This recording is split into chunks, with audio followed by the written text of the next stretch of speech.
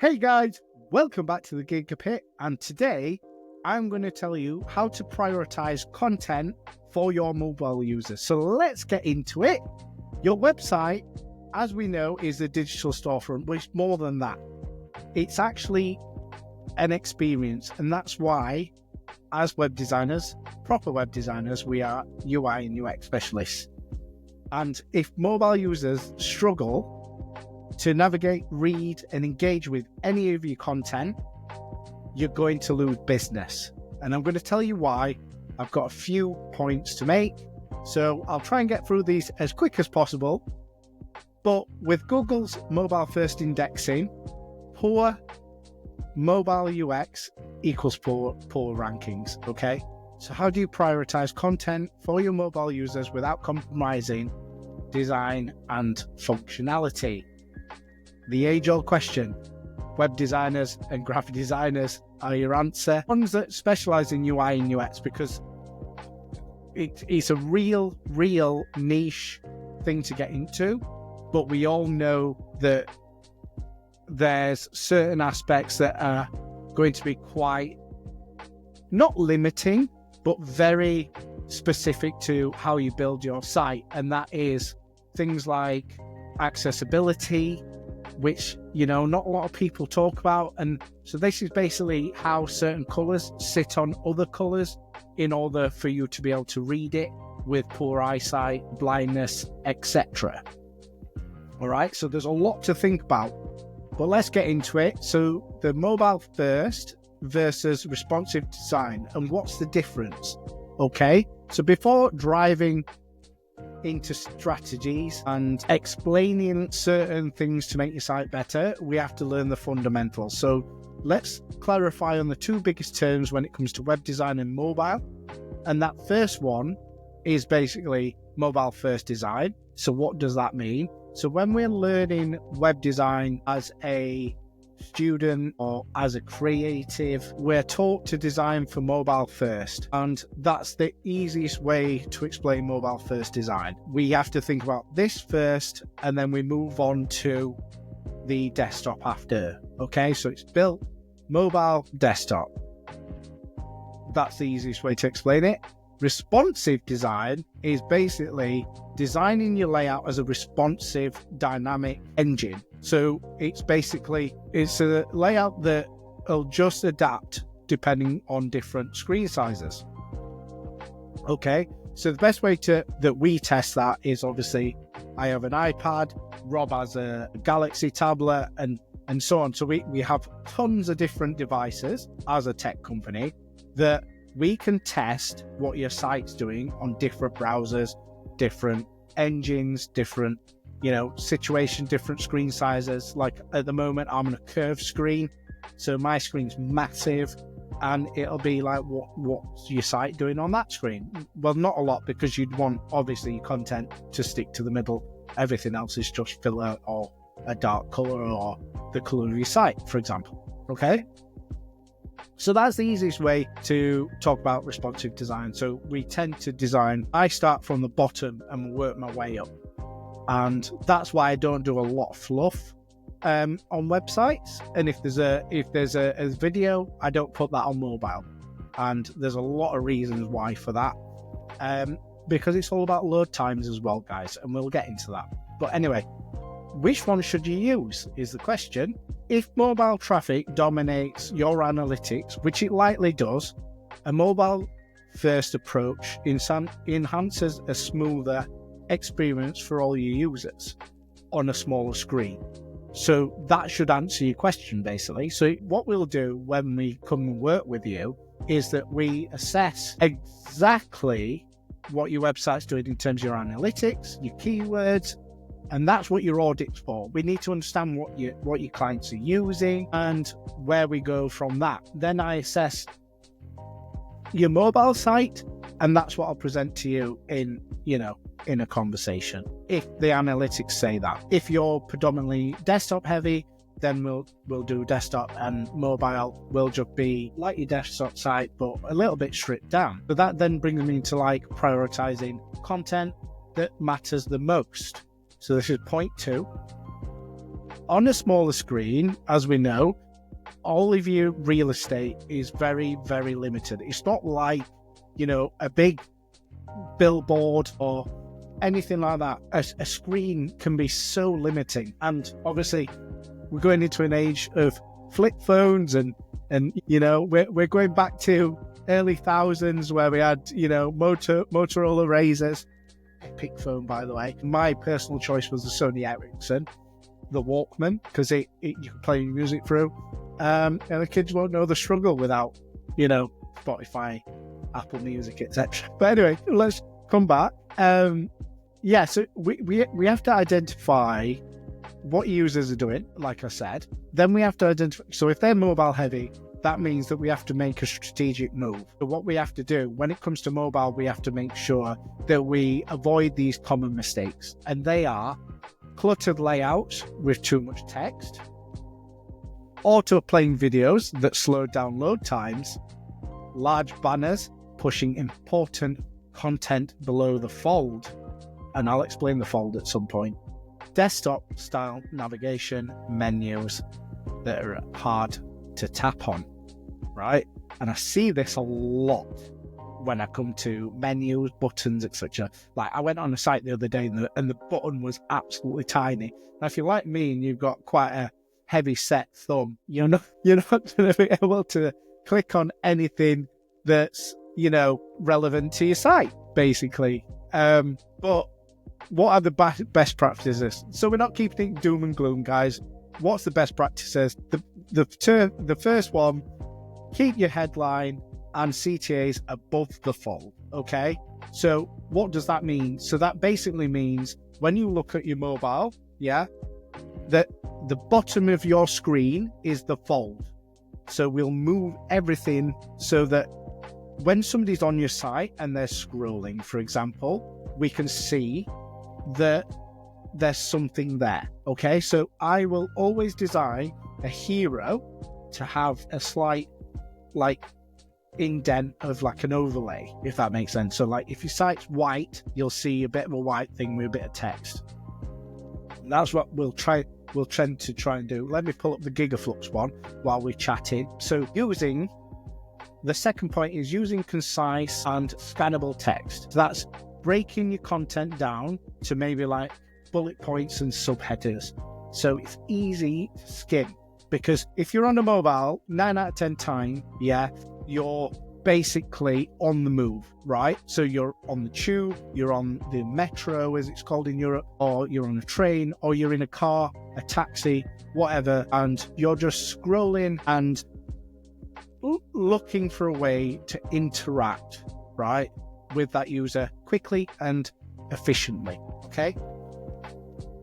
The next one basically is ensuring tap-friendly buttons, okay, and links on your site. And I've got the Gigaflux mobile site up on my phone, so I can show you all the different optimizations and showing you how it looks when it just loads onto your page, okay? So optimizing hero sections too for instant engagement, okay? So you've got to break down the structure and your content for an immediate impact. Users can quickly find the information that they need without any frustration, okay? There's a Gigaflux site. I don't know if you'll see it because of the glare. Yeah, so if you can see here, there's a slight fold, so you can see that this scrolls, okay? We've got two buttons that are doing their job. Obviously, that's green, but it's just showing as white, look. So I've got one of them things on privacy glass. But yeah, you can see that everything is quick and concise, okay? Then we've got nice transitions, and there we go. Perfect, okay? So you always know where things are. The third point is speed kills, or it saves your SEO, okay? So in the traffic sense, speeding does kill, so slow down, kids, keep it to the speed limit. This is coming from somebody that is now a boring adult and has a Tiguan over a sport. But anyway, Google will reward you for faster loading times on mobile, okay? So if it takes more than up to 3 seconds, your users will leave So you'll have a high bounce rate and your rankings will drop because of this, okay? So quick wins for mobile optimization in terms of speed is compress images and enable lazy loading, okay? Minimize JavaScript and CSS files. Keep your code very clean if it's a coded site. This allows Google to just quickly go and give you the information as quick as possible so it loads better on mobile. Remember, a lot of mobiles average around about 4G, so we're not quite in a 5G era just yet in the UK. Using AMP, which is accelerated mobile pages, when possible. Enable browser caching for faster repeat visits, okay? So how do you check this? So to partner with this video, there will be a blog and I will put it in the description below. You can go over to Google PageSpeed Insights or GTmetrix. These are the two that I use to check how fast your site is running, and you can use them for free. The next one that brings me on to is navigation must be completely effortless. If a user struggles to navigate around your site, especially on desktop, that means your mobile site's it's knackered. It's not going to do what it needs to fucking do if you've got too much of a navigation, too many drop downs, too many of this. I see too much, and I try and explain to clients a lot of the time they don't want to change. And as a designer, I have to do what my client asks sometimes, and we have to find a workaround, okay? We've got to keep them navigations mobile friendly, okay? So sticky menus, that means like easy access for key pages. Thumb friendly navigation, as I said, if you've got an offset thumb and you've got a small button, itty bitty button, you know, kiss it goodbye really. I'm not clicking on anything because I just can't. You know, I can't, guys. My thumb's too big. And, you know, it is smaller than a normal thumb. I get that. But, like, if you see my dad's hands, they were like massive, okay? Your search function, you got to make it easy as well. I think this is more like on an e-commerce site or somebody selling products. You know, if you've got a search functionality, it needs to be very easy on mobile. And Amazon have kind of spoiled us in terms of one click, you know. Like I went to an expo last week where it was like a building expo, and the way that people see their products there isn't in like a retail space, and I feel like you should be, because you're technically still e-commerce regardless of the industry that you're in, okay? So, and if you can as well, in terms of an e-commerce site, it's minimalist mega menus, okay? Instead of like, there's ways to put your, you know, stuff into a mega menu. Let me try and pull up an example of a mega menu on a mobile site. It's going to net randomly. Okay, right. This isn't a great example. Top man. Oh, it's not Top Man, is it? River Island. Let's have a quick look. Okay, so sorry, Googled it. I'm gonna.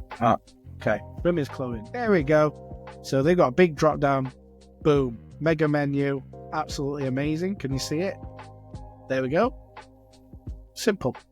Very easy to navigate. I want jeans. I'm a man and I want skinnies. Bosh. Product straight away. Okay. And that's what minimalism like does, okay? So you got to think about how people use their thumbs to navigate around your page and your website.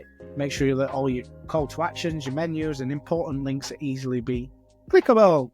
And that moves us on to the point, which is keeping forms simple and clickable, okay? Nobody wants to fight with a form on a mobile site, okay?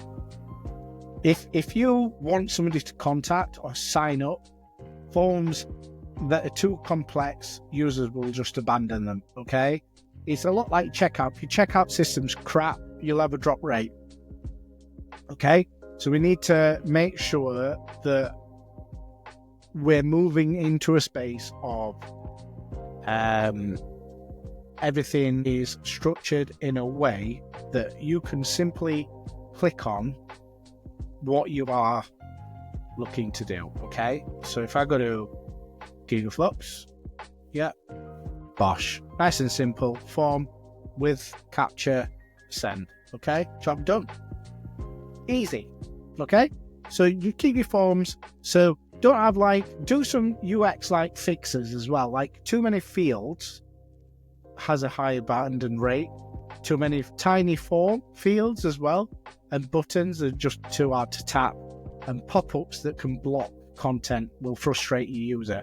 Because the amount of times I go on a mobile site and there's a bloody pop-up and the cross is absolutely tiny, which for your thumb, it's just ridiculous. Yeah? So we've got to try and avoid that as well. How we fix this, keep your forms very simple, short, and only ask for essential information. So that's name, email, and then the message, for example. Okay? Use autofill and input masks if you can. That allow the typing experience to be a lot smoother, and place call to actions in an easy reach place where it's thumb friendly for placement. So where I've placed mine, it's half the size, so it's not full screen, which is naughty, but it's also when you're on the screen and your thumb's there, you click on it straight away. So you don't have to move your thumb for our button, So it's thought about. But what you could also do is you can do something that if users are struggling, test your form, okay, which we will do as an agency. We'll test your forms, etc. And what we'll do is something called an A/B test, which is different form style layouts, and then we'll find the best way to have conversions. So what we could do, okay, is say you had landing pages, we could essentially build these landing pages with all different forms and then test them out. So we could go, right, well, we want this, this, and this, and then we want this to do this, and we can, make the content precise to a landing page, for example. If it's just for websites, we can do the same thing, okay? So we can test it for different landing pages. And that there, guys, is your 5 keys to a better